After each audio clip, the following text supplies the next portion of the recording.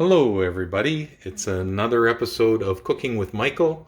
Today we're in cellar 288, page 15, and we're doing carne de porco Alentejo. How's that? How's that for my Portuguese?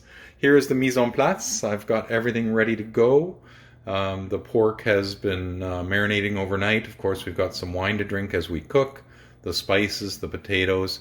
We just made some of the clams, steamed those in white wine. That's going to be added to the top, and we've got some olive oil, flour, and cilantro for those who like it. So here we go. Okay, so now we've got our potatoes ready with some paprika, onion powder, garlic powder, and olive oil. And you'll notice that they're all not touching, so that they roast and then instead of steaming. And they're going into a 425 oven for 40 minutes, so they're going to crisp up beautifully. I'm heating the same pan that I used for the clams just earlier. You can see there's still some butter and white wine and garlic in there. I've drained the pork, and I'm going to be putting it into a hot pan shortly to brown it on all sides and then get it to cook through. Then I'll add the clams to that are over here waiting. And then we're going to be assembling, and I'll be back.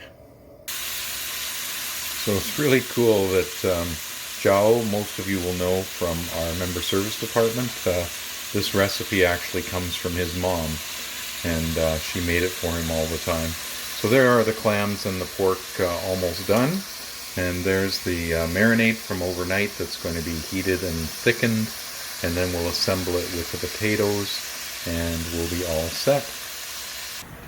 So we're all ready to assemble here. Here are the potatoes all ready, just out of the oven.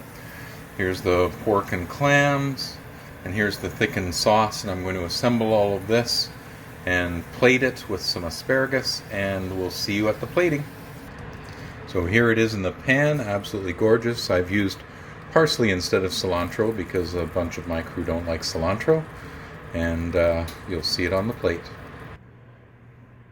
And so here we are. Carne de porco Alentejanana.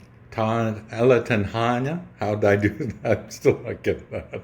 But there it is. I always think I've done it well enough if it looks like the picture in the recipe.